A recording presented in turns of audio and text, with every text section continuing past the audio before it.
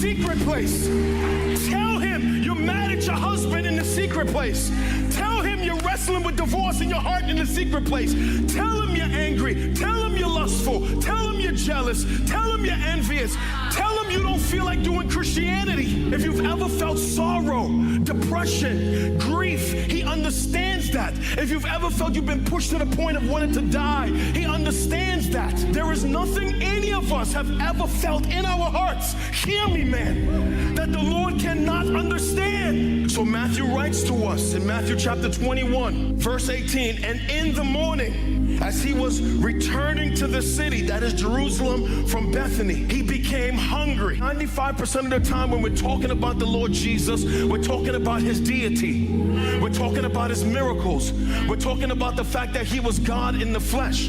But I just want to draw your attention to the fact that Matthew writes that as the Lord was walking, he was hungry. It just gives the reader a reminder of the humanity of Christ.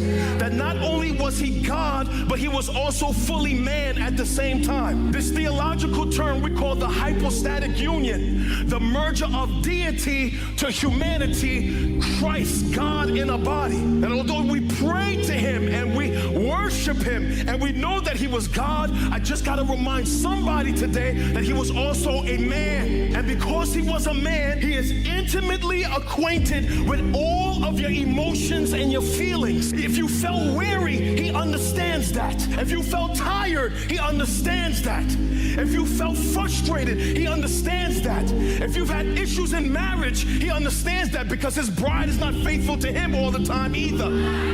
If you've had issues with friends, he understands that. If you've ever been betrayed, he understands that. Stop sanitizing your prayers.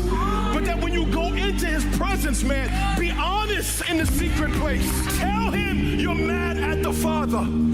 Tell him you feel like you're not listening to my prayers. The Lord can handle all of your humanity. A brother got issues, and a brother still has brokenness. And I don't want to go into my secret place and have to mask what I'm feeling in my heart. When you're hurting, who got time for that? I'm the only person that ever felt pain and wanted, watch this, a release. And it's hard to get a release when you approach God like he does not already know what you're dealing with.